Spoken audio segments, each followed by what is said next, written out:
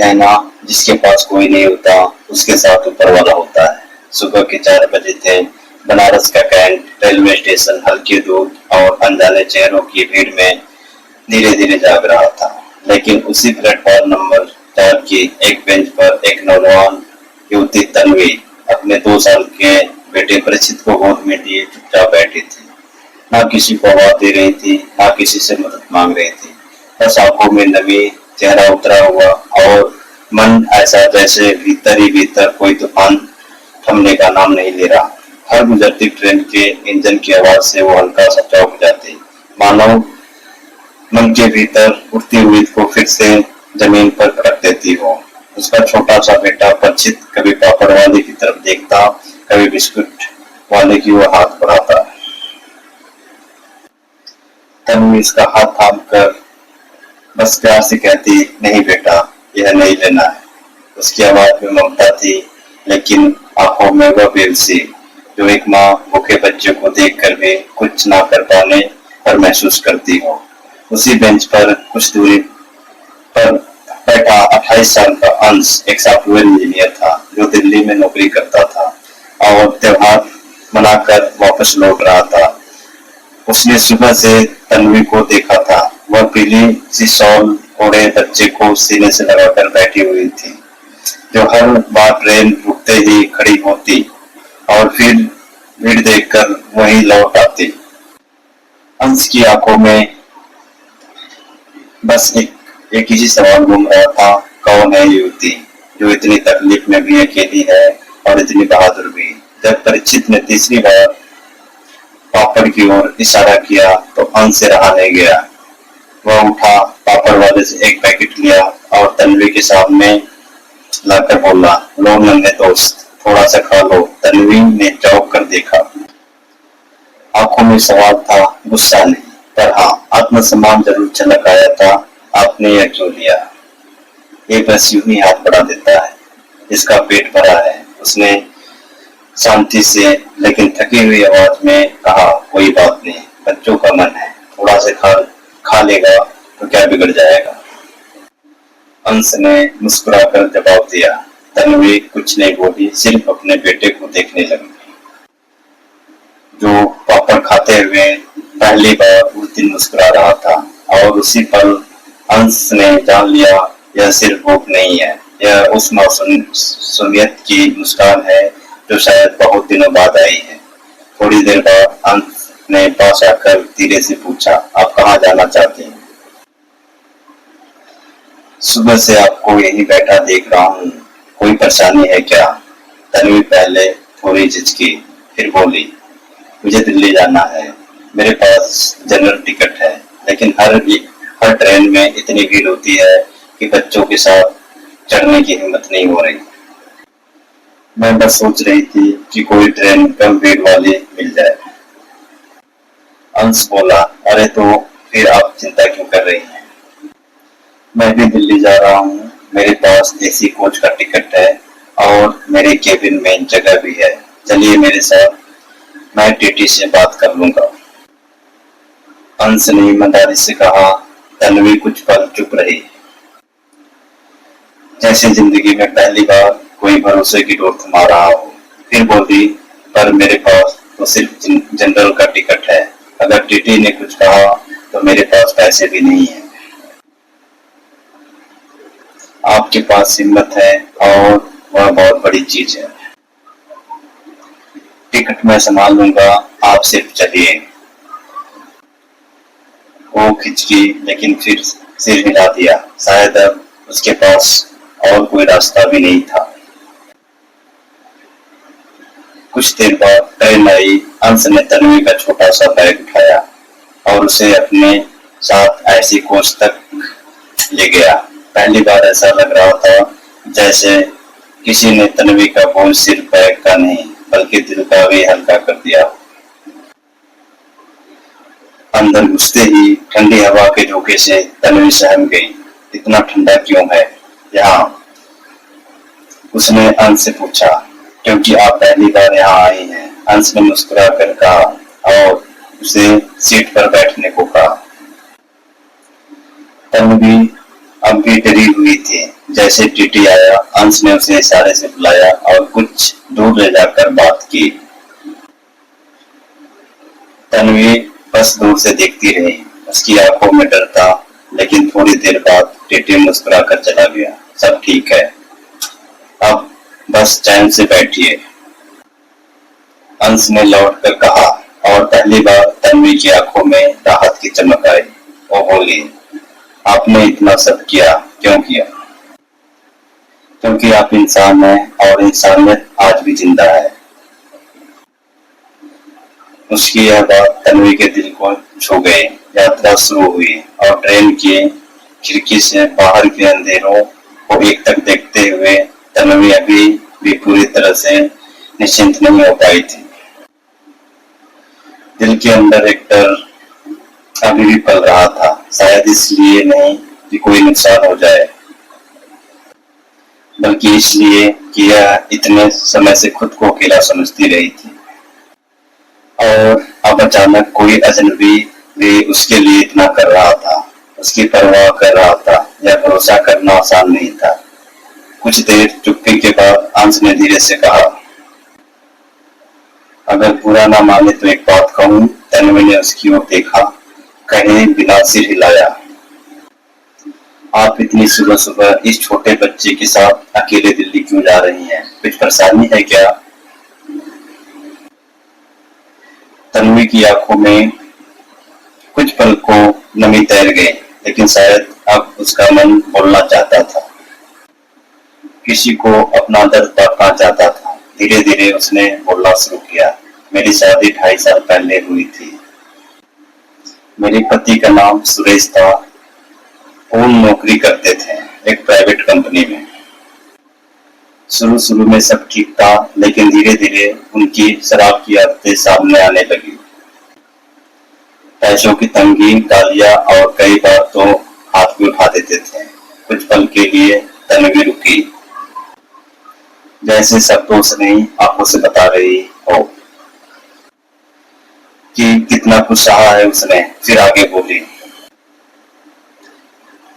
जब मेरा बेटा हुआ तो कुछ हफ्तों के लिए सुधर गए, लेकिन एक दिन अचानक बाइक एक्सीडेंट में उनकी मौत हो गई और मैं बिल्कुल अकेली रह गई। मायके वालों ने भी कह दिया कि अब तेरा रिश्ता ससुराल से है, और ससुराल वालों ने साफ कह दिया हमारे बेटे के साथ जो रिश्ता था वही सब कुछ था। अब तो हमारे लिए कुछ नहीं। अंश चुपचाप उसकी बात सुनता रहा, बिना टोके, बिना कोई सवाल पूछे। फिर तन्वी ने आगे बताया, अब ना छत थी, ना सहारा, ना कोई सुनने वाला। एक दिन गांव की एक जानने वाले दीदी ने बताया कि सुरेश की कंपनी में उसका पीएफ और कुछ फंड जमा हो सकता है। बस वही उम्मीद लेकर दिल्ली जा रही हूँ। यही एक आखिरी कोशिश है। तन्वी की आवाज अब थरथराने लगी थी। उसने अपने बेटे के सिर पर हाथ फेरते हुए कहा, यह मेरा सब कुछ है, मैं इसके लिए कुछ भी कर सकती हूँ, लेकिन अब हिम्मत जवाब दे रही है। अंश ने अपना हाथ बढ़ाया और कहा, हिम्मत अभी बाकी है और अब आप अकेली नहीं हैं। इस वाक्य ने तन्वी को कुछ पल के लिए सुकून दिया। रात अब पूरी तरह घराव हो चुकी थी। बाहर खिड़की के उस पार बस कालेपन में स्टेशन की लाइटें भागती नजर आ रही थी, और केबिन के अंदर दो अनजाने लोग एक अनकहे भरोसे में बढ़ते जा रहे थे। अंश ने अपने बैग से खाना निकाला, दाल चावल और आलू की सब्जी।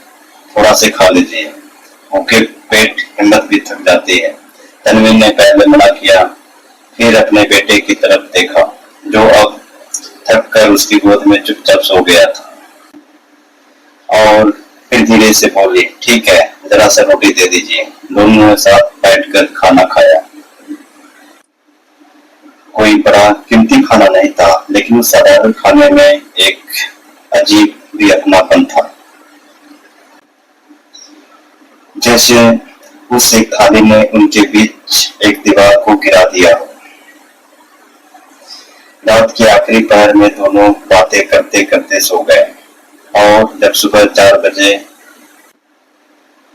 नई दिल्ली स्टेशन आया तो अंश ने चुपचाप परिचित को गोद में उठाया और बोला, आइए चलिए अब अगला सफर जिंदगी का है। स्टेशन की भीड़ अब बढ़ने लगी थी, लेकिन तन्वी के मन में फिर वही सवाल था, अब कहाँ जाऊं इतनी सुबह, इस बच्चे के साथ कहाँ ठहरूं। अंश ने कहा, मेरे फ्लैट में आप आराम कर सकती हैं, मैं सामने के कमरे में रहूंगा और सुबह 10 बजे हम कंपनी में चलेंगे। तन्वी चुप थी, वह जानती थी कि हालात मजबूरी बन चुके हैं और अब किसी पर भरोसा करने के सिवा कोई रास्ता नहीं बचा। और झुकाकर बस इतना बोली, ठीक है। और फिर वह दोनों स्टेशन से बाहर निकल गए, एक नई सुबह की ओर, एक नई उम्मीद के साथ। दिल्ली की सड़कें उस सुबह कुछ ज्यादा ही शांत थी, चारों ओर हल्की धूप फैलने लगी थी, लेकिन तन्वी के मन में अभी भी बादल छाए थे। वह टैक्सी की खिड़की से बाहर देख रही थी, पर उसका ध्यान कहीं और था। जैसे उसका दिल बार बार पीछे मुड़कर अपने गांव की सूनी चौखट को देख रहा हो और आगे बढ़ने से डर रहा हो। अंश ने उसके चेहरे की बेचैनी को महसूस कर लिया था और जब फ्लैट पहुंचे तो अंश ने दरवाजा खोला और कहा, आप इस कमरे में रहिए और हाँ, चिंता मत कीजिए, मैं बाहर वाले रूम में हूँ, कोई असुविधा नहीं होगी। तन्वी ने कमरे को देखा, साधारण सा 2 बेडरूम वाला फ्लैट, थोड़ा सा अस्त व्यस्त जरूर था, लेकिन साफ और सुरक्षित था। और इस शहर की अनजान भीड़ में अगर कुछ सबसे कीमती था तो वह था सुरक्षित महसूस करना। उसने अपने बेटे को बिस्तर पर लेटाया, खुद भी एक कोने में बैठ रही और फिर जाने कब थकान की गोद में सिर रखकर सो गई। जब उसकी आंखें खुली तब धूप कमरे की खिड़की से अंदर आ रही थी और परिचित अब भी गहरी नींद में सो रहा था। तन्वी उठी और जैसे उसकी माँ की दी हुई आदतें जाग गई। उसने सबसे पहले अपने आसपास फैले सामान को समेटना शुरू कर दिया। किचन में बर्तन रखे कमरे को थोड़ा ठीक किया और जैसे जैसे फ्लैट व्यवस्थित होता गया, तन्वी का मन भी थोड़ी देर के लिए व्यवस्थित होता गया। अंश जब ऑफिस के लिए तैयार होकर निकला तो उसे देखकर थोड़ा सा चौंका। आपको आराम करना चाहिए था, सफाई की क्या जरूरत थी। तन्वी ने धीरे से मुस्कुराकर जवाब दिया, मैं एक औरत हूँ और एक औरत जहाँ रहती है वहां गंदगी नहीं देख सकती। अंश कुछ कह नहीं सका, उसकी मुस्कान में जो आत्मविश्वास था उसने हर शब्दों को पीछे छोड़ दिया। उसने जाते जाते तन्वी को कहा, आप आराम से रहिए, दोपहर तक लौटूंगा और फिर हम दोनों कंपनी चलेंगे। दोपहर में जब अंश लौट कर आया तो तन्वी तैयार थी। उसने अपने बेटे को अच्छे से तैयार किया था और खुद भी सादे सलवार कुर्ते में माथे पर हल्की बिंदी लगाए, जैसे फिर से दुनिया के सामने खड़े होने की हिम्मत जुटाई हो। वो दोनों ऑफिस पहुंचे। एक बड़ी कंपनी की इमारत के सामने खड़ी तन्वी थोड़ी सहम गई, लेकिन अंश ने उसका हाथ नहीं बल्कि उसके आत्मविश्वास को थाम रखा था। अंदर रिसेप्शन पर जाकर अंश ने मैनेजर मिस्टर घोष से मुलाकात करवाई। सर, ये सुरेश कुमार की पत्नी है, इनके पति का पीएफ क्लेम करना है। मैनेजर ने तन्वी को ऊपर से नीचे देखा। उस नजर में सहानुभूति कम और सच ज्यादा था। देखिए मैडम, आपके पति के अकाउंट हमारे पास है, लेकिन उनके नाम में आपके ससुर है, इसलिए क्लेम वही कर सकते हैं। तन्वी इतने सुनते ही तन्वी के चेहरे की रंगत उड़ गई। मगर वो तो गाँव में है और उन्होंने तो मुझे कभी बताया नहीं कि वह नाम नहीं है। मैनेजर ने अपनी कुर्सी पर झुकते हुए कहा, आप नंबर दीजिए, हम कल तक पुष्टि कर देंगे, तन्वी ने नंबर दिया। लेकिन जैसे वह बाहर निकली, उसके चेहरे पर एक बेचैनी उतर आई। अंश ने पूछा, सब ठीक है? तन्वी ने धीरे से कहा, नहीं। मैनेजर की नजरों में कुछ अजीब था, जैसे वो कोई और बात सोच रहा हो। अंश समझ गया, कोई बात नहीं, मैं हूं ना, जो भी कुछ होगा मिलकर देखेंगे। वो वापस फ्लैट लौट कर आए, लेकिन उस रात तन्वी सो नहीं सकी। और जब सुबह फोन बजा तो मिस्टर घोष की आवाज आई, आपका फंड आपके ससुर ने निकाल लिया। वो अगले ही दिन आकर सारा क्लेम ले गए और उन्होंने कहा कि आपको कुछ भी नहीं देना है। यह सुनते ही तन्वी का पूरा शरीर कांप उठा। उसकी आंखों में आंसुओं की धार बह निकली। मेरे बेटे का भी हक नहीं समझा उन्होंने।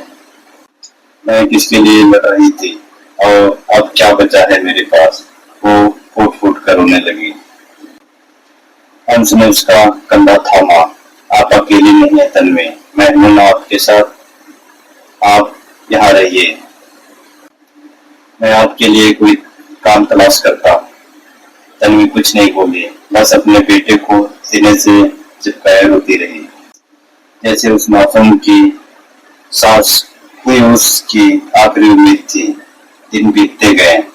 तन्वी आदर्श के फ्लैट में रह रही थी, अपने बेटे परिचित के साथ, एक अलग कमरे में, बिल्कुल एक सीमित दायरे में, बिना किसी उम्मीद के, बिना किसी शिकायत के। वो घर संभालती, साफ सफाई करती, समय पर खाना बनाती और बदले में अंश से उसे कुछ नहीं कहते, ना कोई एहसान जताते, ना कोई सवाल पूछता। अंश का मन भीतर से बदलने लगा था। उसके लिए अब तन्वी सिर्फ वो युवती नहीं रही जो स्टेशन पर बैठी थी, बल्कि अब वह एक मजबूत माँ, एक ईमानदार इंसान और एक ऐसी औरत थी जिसने अपने हालात को झुकने नहीं दिया। परिचित भी अब अंश से घुल मिल गया था, उसकी गोद में खेलने लगा था, उसके आने पर दौड़ कर दरवाजा खोलता था। एक शाम जब ऑफिस से लौटा तो देखा कि तन्वी खिड़की के पास बैठी थी, हाथ में कप चाय और आंखें कहीं बहुत दूर अतीत में डूबी हुई थी। अंश ने पास आकर पूछा, क्या सोच रही हो? तन्वी मुस्कुरा दी, लेकिन उस मुस्कान में कुछ टूटा हुआ था, बस यूं ही।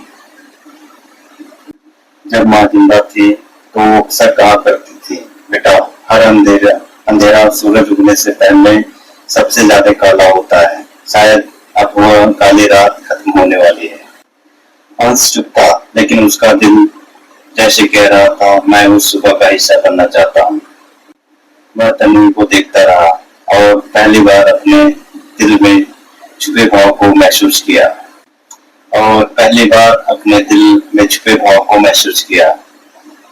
जो अब तक सिर्फ इंसानियत और सहानुभूति का नाम था, लेकिन अब धीरे धीरे एक अनकहा रिश्ता बन रहा था। कुछ दिनों बाद जब अंश ऑफिस से देर रात लौटा तो तन्वी ने पहली बार उसके लिए दरवाजा खोलते हुए कहा, खाना रख दिया हूँ, खा लीजिए, नहीं तो ठंडा हो जाएगा, मैंने उसे दिल से बनाया हूँ। अंश मुस्कुराया और कहा, दिल से बनाई हुई चीजें कभी ठंडा नहीं होती। और आप दोनों के बीच बहुत कुछ कह गए, बिना बोले, बिना छुए, बस आंखों से। लेकिन अगली सुबह तन्वी ने कुछ ऐसा कहा जिसने अंश के दिल में हलचल मचा दिया। मैं गाँव लौटना चाहती हूँ।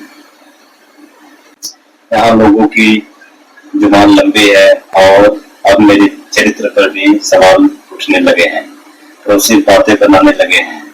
अंश को जैसे एक झटका लगा। अगर लोग बातें बना ही रहे हैं तो क्यों ना उन्हें एक सच्चा जवाब दे दिया जाए। तन्वी ने चौंक कर उसकी ओर देखा। क्या मतलब अंश?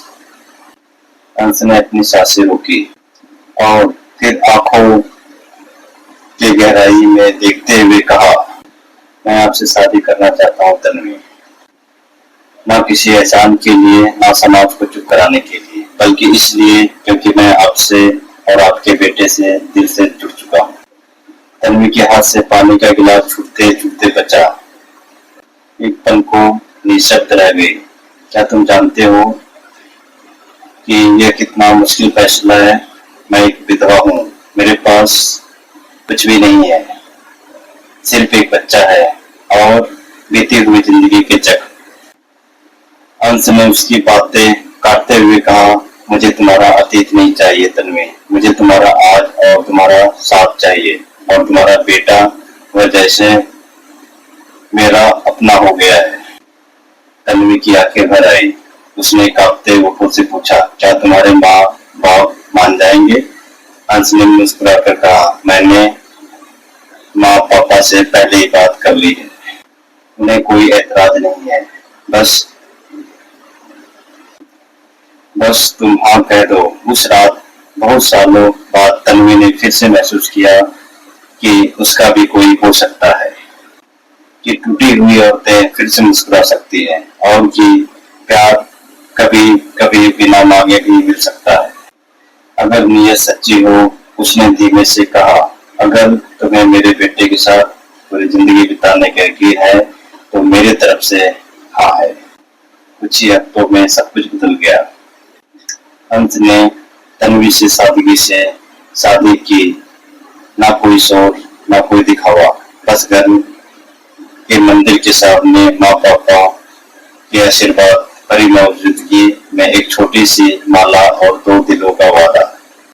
ये दृश्य देखकर उस दिन परिचित भी खूब हंसा, क्योंकि उसे अब मम्मी के साथ साथ पापा भी मिल गए थे। और अंश को बस उसकी उंगली थामे हुए खुद को सबसे धन्य समझ रहा था। शादी के बाद जिंदगी ने एक नया मोड़ लिया। अब वो प्लेट जिसमें कभी एक महिला चुपचाप साल ओढ़े बैठी रहती थी, अब यहाँ बच्चों की हंसी रसोई से आती, चाय की खुशबू और 2 लोगों की साझी मुस्कान गूंजती थी। तन्वी ने अपने आत्मसम्मान को दोबारा जीना शुरू किया। उसने घर से ही एक छोटा सा कढ़ाई बुनाई का काम शुरू किया, जिसे अंश ने ऑनलाइन प्लेटफॉर्म पर बेचने में मदद किया, और धीरे धीरे तन्वी खुद कमाने लगी।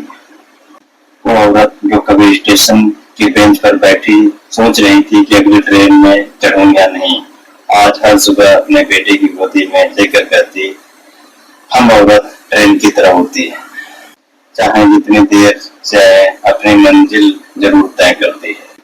समय गुजरता गया, परिचित पड़ा हुआ। अंश और तन्वी की एक बेटी हुई नन्ही गुड़िया, और उस फ्लैट में 4 सासें थी, 4 दिल और एक पूरा परिवार। एक दिन अंश ऑफिस से लौटा तो देखा तन्वी खिड़की के पास बैठी थी, वही जहां वो पहले दिन बैठी थी, लेकिन इस बार उसके हाथ में चाय नहीं बल्कि एक किताब थी, और चेहरे पर उदासी नहीं बल्कि एक संतोष था। अंश ने पूछा, आज फिर कुछ सोच रही हो? तन्वी मुस्कुरा कर बोली, कभी कभी सोचती हूँ अगर तुम नहीं मिलते तो मैं कहाँ होती। अंश ने बिना देर किए कहा, तो शायद मैं अधूरा रह जाता, क्योंकि मैं भी उस दिन सिर्फ छुट्टी से नहीं लौट रहा था, मैं तुम्हें खोजने निकला था। यह मुझे बाद में समझ में आया। तन्वी की आंखों में एक नन्हा सा आंसू टपक पड़ा, लेकिन इस बार वह आंसू दर्द का नहीं था, वह आंसू एक कहानी पूरी होने की गवाही था। अब तन्वी स्टेशन पर बैठी औरत नहीं थी, अब वो एक पत्नी थी, एक माँ थी, एक उद्यमी थी, और सबसे बड़ी बात तो यह अब खुद के लिए जी रही थी। कभी जिस जिंदगी में दिल टूटने की खामोशी थी, अब वहाँ प्यार से भरी हंसी थी, और शायद यही तो असली जीत है, क्योंकि जिस दिन एक औरत अपने डर को हराकर अपने बच्चों के लिए नहीं खुद के लिए जीना शुरू करती है, वो दिन सिर्फ वो जिंदा नहीं होती, वो मुकम्मल होती है। दोस्तों, अब एक सवाल आप सभी से, क्या अंश ने जो किया वो सही था या गलत? क्या एक अजनबी औरत के लिए यूं ही खड़ा हो जाना चाहिए? उसे नई पहचान देना समाज की नजरों में कितना ठीक था। और तन्वीर का अंश को अपनाना क्या वह मजबूरी थी या उसकी हिम्मत? आपका दिल क्या कहता है, नीचे कमेंट में जरूर बताएं, क्योंकि आपके एक जवाब से शायद किसी और का सवाल हल हो जाए। और अगर यह कहानी आपके दिल को छू गई हो तो वीडियो को लाइक करें, शेयर करें और हमारा चैनल राज स्टोरी को सब्सक्राइब करना ना भूलें। फिर मिलते हैं एक नई सच्ची और दिल को छू लेने वाली कहानी के साथ। तब तक के लिए धन्यवाद।